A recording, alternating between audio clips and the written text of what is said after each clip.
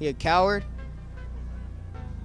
Every time he gets hit, even in the gym, he jumps out the ring like a little, and he does that shit all the time. He just acts like he's tough right now. Just say some stupid ass game stuff, man. I don't know, you know. The boxing world just got hit with something absolutely nobody saw coming. And Rolly Romero's first public words after watching Ryan Garcia prepare for Mario Barrios have sent shockwaves straight through the entire welterweight division. Rolando Romero, the man who shocked the entire planet by beating Ryan Garcia last May in Times Square, has finally broken his silence about what he really thinks is going to happen when King RY steps into the T-Mobile Arena on February 21st to fight for the WBC welterweight title. You've said that 2 losses you're okay with. 3 you wouldn't. 3 seems like an ugly number for you. Yeah, well, just like 3 losses, you know, it's like, fuck, that's like complete, like you're just a complete loser now. You know what I mean? Like 2 is like, damn, but 3's definitely complete loser. I don't like that 3rd loss, so I'm giving everything I got. Biggest fight of your career? What Rolly said was so raw, so unexpected, and so brutally honest that fans immediately started going crazy on social media, debating whether he's dropping truth bombs or simply trying to stay relevant after his massive upset victory. Because here's the thing that most people seem to be forgetting right now. Rolly Romero is not just some random fighter talking about Ryan Garcia from a distance. He's the last man to actually share the ring with him, and he knows things about Ryan that nobody else does. Sources close to the situation reveal that Rolly has been watching Ryan's training camp videos and public interviews very closely, and what he saw reportedly made him laugh and shake his head in complete disbelief. Fun. All in exciting fights in boxing, because I mean, he's not an exciting fighter. All he do is flap. So what happens to him in the fight? Oh, bro, he does. Just like that, he does. Is it any extra personal? According to people familiar with Rolly's inner circle, his reaction to seeing Ryan Garcia talk about being the best version of himself for the Barrios fight was something along the lines of, "He said that before our fight, too. Look how that turned out." That response alone has set the boxing community absolutely on fire because it cuts straight to the heart of the biggest question surrounding Ryan Garcia right now, which is whether this truly is a new and improved version or the same fighter who quit mentally after being dropped in round 2. However, before we get into the most shocking thing Rolly Romero revealed about Ryan Garcia's current form, we need to go back and understand exactly why the situation is so explosive and personal between these 2 fighters. When Ryan Garcia fought Rolly Romero on May 2nd, 2025 in Times Square, Ryan entered as a massive 7-1 favorite, and almost the entire boxing world expected him to win easily and set up the big rematch with Dion Haney that everyone wanted to see.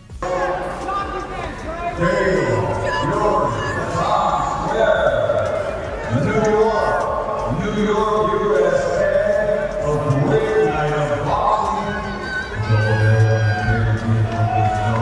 Instead, what happened was one of the most stunning upsets in recent boxing history, as Romero dropped Garcia in round 2 with a crushing left hook and completely took away his confidence for the remaining 10 rounds.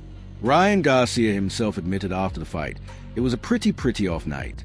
Just didn't feel like my feet were under me, like I had anything. I found myself very off after the year layoff." Garcia went even further in revealing the painful truth about that camp, confessing that nothing clicked during his entire preparation period, and that he went into the fight feeling completely flat from the very first day of training. I really want that Rolly's rematch, bro. I can't let that, be what it is. Nah, I want to get that back. He has the title, so right now he got elevated. So, why not go for the world championship and get my look back?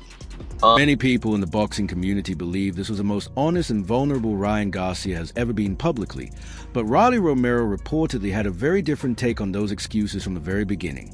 Sources who spoke with people in Rolly's camp shared that Romero's reaction to Garcia's post-fight explanations was blunt and direct, with Rolly reportedly telling his team, "Every fighter has excuses after they lose. The truth is, I was better that night, and I'll be better the next time, too." This reaction shows exactly why Rolly Romero is one of the most fascinating characters in boxing right now, because he refuses to accept any narrative that takes credit from what he accomplished that night in Times Square. What really irks you about him?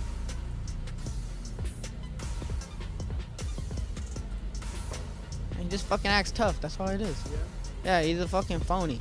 He acts tough. He always acts tough when he with group of people, but when he by himself, he a bitch.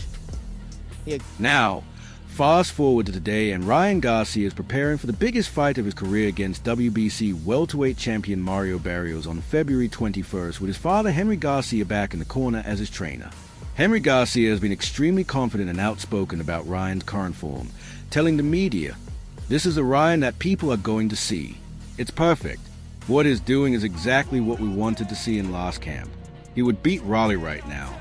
That specific statement, the claim that Ryan would beat Raleigh right now, is what reportedly sent Rolando Romero completely over the edge and triggered the shocking first words that have the entire boxing world buzzing and debating right now.